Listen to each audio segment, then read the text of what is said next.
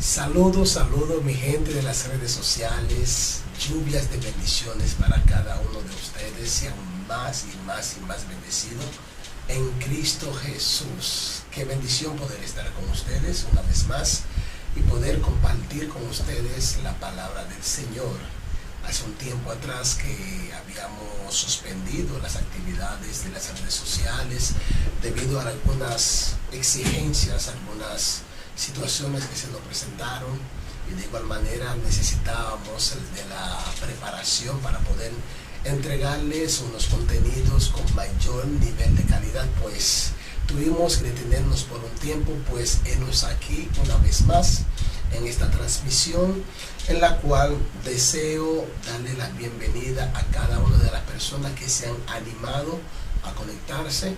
Y asimismo me gustaría pedirles que compartan este video con alguien más para que otras personas puedan conectarse y así todos seamos edificados en Cristo Jesús. Vamos a entrar en materia y yo quiero invitarles por favor que vayan conmigo a la primera carta del apóstol Pablo a la iglesia de Corinto. La primera carta del apóstol Pablo a la iglesia de Corinto en su capítulo 1, 1 Corintios capítulo 1, vamos a versículo 2, 1 Corintios capítulo 2, versículo 14 al 16. La palabra del Señor dice de la siguiente manera: pero el hombre natural no percibe las cosas que son del Espíritu de Dios, porque para él son locuras, y no las puede entender porque se han de discernir espiritualmente. En cambio, el espiritual juzga todas las cosas, pero él no es juzgado de nadie, porque ¿quién conoció la mente del Señor? ¿Quién le instruirá? Mas nosotros tenemos la mente de Cristo. Oremos al Padre en este día para que esta palabra que acabamos de leer, no que sea bendecida porque es bendecida en sí, sino que pueda esa palabra arrojar luz a nuestro entendimiento y que seamos edificados a tal punto de llegar al nivel del conocimiento del varón perfecto que es Cristo Jesús. Oremos al Padre. Padre, te damos gracias, Señor, por este tiempo maravilloso de habernos permitido, Dios, estar reunidos a través de estos medios de comunicación. Te pido, Dios mío, que pueda iluminar la mente de cada persona que se están conectando, personas que están actualmente conectadas y asimismo las que posteriormente se han de conectar. Ayúdanos, Dios mío, a adquirir esa mentalidad tan necesaria para poder proyectarte, para poder testificarte y que el mundo sepa que tú estás en nosotros. Te damos gracias, eterno Dios, en el nombre de Cristo Jesús. Amén y amén.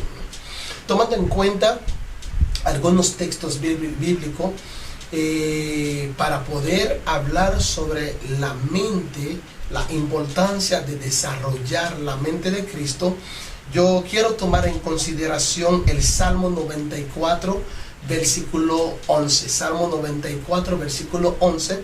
La palabra del Señor establece en este texto, dice: Jehová conoce los pensamientos de los hombres, que son vanidades. Es decir, que Dios conoce cada pensamiento que tú y yo tenemos, y Él determina, entiende que cada uno de estos pensamientos son vanidades. ¿Por qué yo tomo este texto haciendo alusión a los pensamientos? Porque cuando estamos hablando de mente, la mente es el lugar donde surgen los pensamientos. Todos los pensamientos que tenemos inicia desde la mente y posteriormente los pensamientos son los que dan a luz a las acciones. Por lo tanto, si una persona opera en una mentalidad carente, vivirá una vida de miseria y de pobreza. Asimismo, si una persona tiene una mentalidad depravada, vivirá una vida en depravación. Por lo tanto, la mente ejerce una función muy determinante en el accionar del hombre. Según sea la mentalidad que te gobierna, así serán tus acciones. Entonces, la mente en sí es el escenario donde surgen los pensamientos, y los pensamientos nacen, o de los pensamientos nacen todo lo bueno o todo lo malo del hombre. El apóstol Pablo a la iglesia de Corintios le escribió esta carta.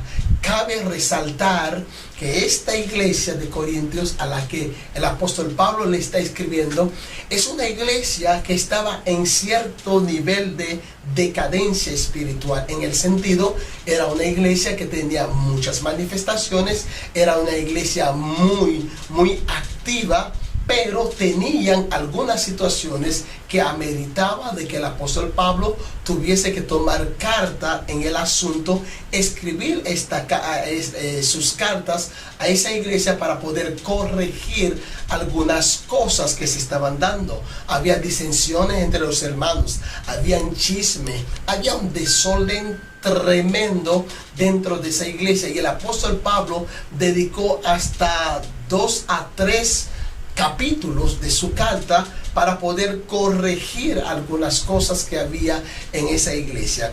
Y aquí el apóstol Pablo está haciendo énfasis a algo que tú y yo necesitamos entender. Observamos bien en el texto cómo es que el apóstol Pablo se está refiriendo a la iglesia. Le dice a la iglesia, pero el hombre natural identifica a todo aquel que tiene una conducta no apropiada, no conforme a la voluntad de Dios.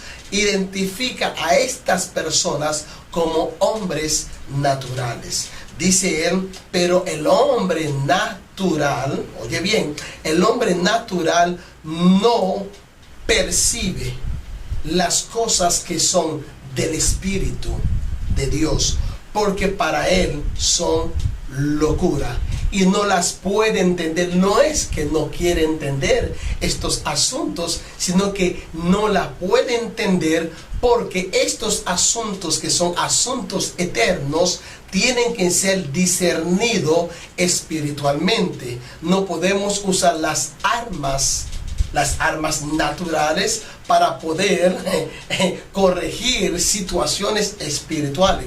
Por eso que él dice que el hombre natural no puede, no es que no quiera hacerlo. Era el asunto, era una situación que se estaba dando en la iglesia de Corintios. Sin embargo, en nuestros días también tenemos nuestras situaciones. Hay situaciones que nunca vamos a lograr corregir, arreglar desde la plataforma natural. Debemos de acudir a las cosas eternas, a las herramientas del Espíritu. Por lo tanto, ¿qué es lo que necesitamos? Si bien es cierto que los pensamientos rigen nuestras acciones, pues necesitamos también un elemento que pueda corregir, que pueda alinear nuestros pensamientos, y eso es la mente de Cristo. En el libro de Proverbios capítulo 19 versículo 21, el escritor dice lo siguiente: muchos pensamientos hay en el corazón del hombre. Oye bien, muchos pensamientos hay, ¿a dónde? En el corazón del hombre. Si bien es cierto que la mente tiene la facultad pensativa, tiene la facultad de generar pensamiento, aquí presenta el escritor que hay muchos pensamientos. ¿A dónde? No, ahí no se refiere a la mente, sino se refiere al corazón del hombre, lo cual nos da a entender que el corazón también tiene la capacidad de producir pensamiento. Y por eso que nosotros en ocasiones escuchamos a jóvenes, a mujeres, hombres, o cualquier persona que sabe que hay cosas que no le conviene, pero conforme a lo que le dicta el corazón, pues actúa. Entonces, el mismo escritor de este proverbio, al igual que David, escriben, y Jeremías escriben acerca del corazón. Por eso que leemos texto como: sobre toda cosa guardada, guarda tu corazón, porque de él mana la vida. Texto como: engañoso y perverso es el corazón más que cualquier cosa. También texto que dice: en mi corazón he guardado tu dicho para no pecar contra ti. Por lo tanto, aquí nos da a entender que el corazón tiene la facultad de producir pensamientos. Entonces, si tu corazón no está alineado a la mente de Cristo, si tu vida no está alineada a la mente de Cristo, entonces terminará en producir pensamientos que no son adecuados, y posteriormente estos pensamientos terminarán en producir acciones que desagrada a Dios. ¿Qué es la mente de Cristo? Es la pregunta que surge frente a lo que estamos hablando. ¿Qué es la mente de Cristo? La mente de Cristo implica en nuestra vida, nos da a entender que como hijos de Dios debemos desarrollar todas las características de lo que fue Jesús en su andar en la tierra, ya que Él nos dio ejemplos de cómo actuar cumpliendo con la voluntad de Dios. Es decir, que cuando hablamos de adquirir, de tener y desarrollar la mente de Cristo, nosotros estamos enfocados en entender que debemos de tomar los ejemplos de Cristo y empezar a caminar conforme al como Él caminaba, es decir, imitarlo a Él.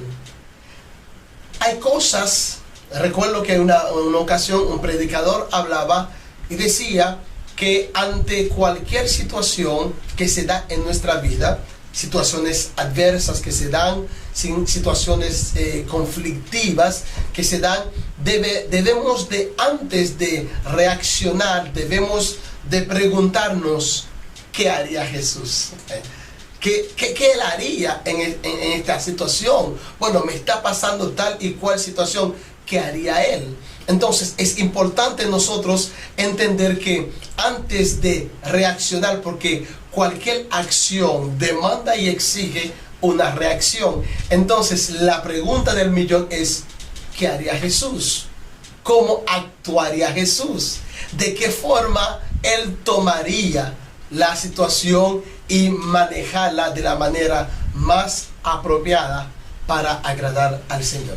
Así que el desafío de nosotros de operar en la mente de Cristo es ser exactamente imitadores de Él, imitarlo a Él en todas las cosas que nosotros hacemos. Así que también, para llegar a ese nivel de desarrollar la mente de Cristo, de manifestar la mente de Cristo, debemos también manejar bien el concepto y conocer las verdades bíblicas que Jesús nos dejó plasmado en la Sagrada Escritura.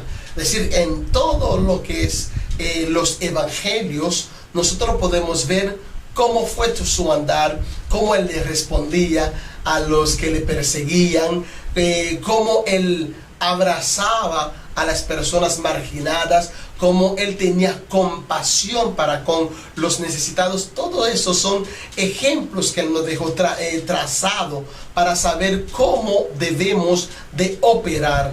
Así, ser testigos de quién fue Él y cómo es que Él quiere que seamos nosotros. Entonces, vamos a ver entonces la mente, cómo funciona la mente, cuáles son las características de la mente. ¿Qué es pues la mente? Aquí yo tengo algo anotado, yo quiero compartirlo con ustedes. ¿Qué es la mente?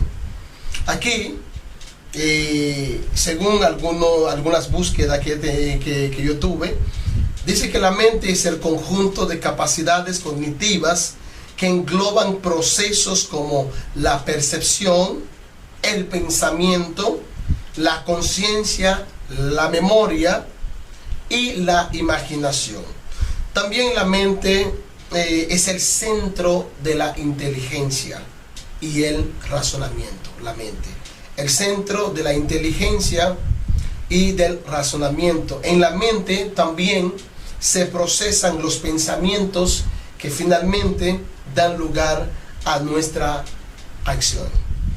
Entonces, tener la mente de Cristo significa lo siguiente: operar en la mente de Cristo demanda y exige lo que aparece en Hebreos capítulo 4, versículo 12. Ahí aparece una verdad trascendental sobre la mente.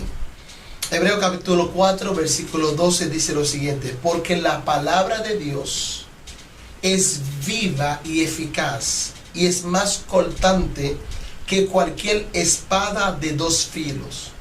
Penetra hasta la división del alma y del espíritu. Y bien, la división del alma y del espíritu, de las coyunturas y los tuétanos, y es poderosa la palabra para discernir los pensamientos y las intenciones del corazón. Oye bien, la palabra es poderosa para discernir cosas que otra persona no sabe, pero la palabra es poderosa para sacar conclusiones de los pensamientos y las intenciones del corazón. Es decir, que el corazón tiene intención. A veces hay decisiones que tomamos, hay cosas que hacemos, no las hacemos debido a una buena intención, sino hay intenciones ocultas. Hay cosas que tenemos por ahí, entonces iniciamos una actividad, pero detrás de esa actividad, detrás de lo que estamos haciendo, hay intenciones. Así que la palabra de Dios es el único o la única herramienta que tenemos para poder desarrollar la mente de Cristo, porque en ella están las verdades, en ella está cada una de las pautas que dejó establecido Cristo para poder alinearnos y direccionarnos hacia su perfecta voluntad. Por lo tanto, Hebreo, el escritor de la carta a los hebreos, nos está pasando una revelación de qué es lo que nosotros necesitamos para poder desarrollar la mente de Cristo. ¿Por qué yo uso la expresión desarrollar la mente de Cristo y no obtener la mente de Cristo? Es porque la mente de Cristo no es algo que nosotros vamos a obtener, que vamos a alcanzar, sino es algo que ya tenemos. Por eso que el texto del apóstol Pablo a la iglesia de Corinto, tú vas a encontrar que él dice, porque ¿quién conoció la mente del Señor? ¿Quién le instruirá? Mas nosotros no es que vamos a tener, vamos a alcanzar, vamos a conseguir, o alguien nos va a impartir la mente de Cristo, sino que todos nosotros tenemos la mente de Cristo desde el momento en que aceptamos al Señor, también juntamente con el regalo, el don de la salvación, obtuvimos también la mente de Cristo. Nos fue concedido la mente de Cristo. Ahora queda de nosotros ahora, con esfuerzo, con la ayuda del Espíritu Santo, desarrollar esa mentalidad que poco a poco nosotros nos vamos a ir adaptándonos con esa mente para llegar a ese nivel. Y al nivel de desarrollar la mente de Cristo, necesitamos nosotros ¿qué? Hacernos de su palabra. La palabra de Dios es la que nos direcciona, es la que abre nuestro entendimiento, es la que nos acerca a Dios para poder entender quién es Dios, cómo opera Él y qué es lo que Él espera de nosotros. La palabra de Dios es todo lo que tú y yo necesitamos para poder desarrollar la mente de Cristo, porque la palabra de Dios es viva, no es inerte, es viva y eficaz. Tiene todo lo que se necesita para poder ayudarnos a desarrollar la mente de Cristo. Más cortante que cualquier espada de dos filos, penetra hasta la división del alma y del espíritu. Si hay algo que necesitamos dividir, es la parte sensorial, la parte almática, que no nos permite adecuarnos, alinearnos a lo que Dios quiere para con nuestra vida. En ocasiones he escuchado predicador decir: lo que pasa contigo es que tú estás demasiado vivo, tienes que morirte. Entonces yo creo que la muerte no es una muerte literal, física, pero es una muerte al yo, es una muerte a tu voluntad, es una muerte a lo que tú quieres tener y alcanzar. Hoy mismo, mientras que yo estaba meditando en lo que es esta impartición, este tiempo maravilloso, yo estaba pensando en una frase que por mucho tiempo se me dijo, he escuchado predicadores decirle esta frase a otra persona, y yo me puse a pensar qué tan cierta es esa palabra. Y la frase es que necesita morir tu sueño para que el sueño de Dios se cumpla en tu vida. Y créeme que a veces tenemos tantos pensamientos, tantas cosas que queremos alcanzar y lograr en la vida, que cuando alguien nos viene con esa teoría que necesitamos morir nuestro sueño para que el sueño de Dios se manifieste en nuestra vida, dice: pero son tantas las cosas. O sea, que desde mi infancia he tenido proyecciones, sueños que alcanzar. Sin embargo, ahora me dice que tengo que morir mi sueño para que el sueño de Dios se cumpla en mi vida. Y yo analizaba, y realmente yo, desde mi infancia, lo que yo quería era ser doctor, era mi sueño, pero nunca tuve la oportunidad, tampoco el apoyo financiero para poder lograrlo, y a temprana edad yo tuve que ponerme a trabajar, entre otros asuntos que se dieron en mi vida, pues finalmente no pude alcanzar y lograr este sueño. Pero cuando yo me pongo a analizar las cosas que yo deseaba antes con relación a lo que Dios ha hecho en mi vida, lo que yo soy hoy en día, la cantidad de personas que he tenido el privilegio de poder ayudar, extenderle las manos, ya sea tan siquiera en una consejería, eso para mí es más que suficiente. Yo creo que realmente me siento contento con lo que Dios ha hecho en mi vida, de donde me sacó para traerme hasta donde yo estoy hoy. Y realmente yo creo que no hay palabra. Recientemente, hace un rato, estuve hablando con uno de los hijos de la casa que estaba hablando conmigo, donde que él tenía algunas situaciones, que no sabía cómo lidiar con las situaciones, y de repente Dios trajo a su mente todo lo que ha vivido, entre otras cosas. Yo le dije, prácticamente es así que Dios opera, porque hay un momento en nuestra vida en que la cinta de nuestra vida tiene que ser, tiene que rebobinarse, ¿no? Trasladarnos a nuestro pasado para que logremos entender de dónde Dios nos sacó. Y de la única manera que nosotros vamos a valorar lo que estamos viviendo hoy es que nos trasladen a nuestro pasado y lograr ver de dónde Dios nos sacó. Pues necesitamos que alguien rebobine la cinta de nuestra vida para poder recordarnos de dónde es que Dios nos ha sacado. Así que el hombre natural no puede percibir las cosas que son del Espíritu. Hablando de mente, si bien es cierto que la mentalidad o la mente es el lugar donde se dan los pensamientos, es importante entender que cada acción que nosotros hacemos está fuertemente ligada con un pensamiento. No hay nada que hace una persona sin antes sentarse y pensarlo. Por eso es que en la justicia mayormente nunca juzgan una persona que tiene un estado o un diagnóstico de demencia, porque una persona demente no piensa antes de hacer algo, solamente actúa, acciona.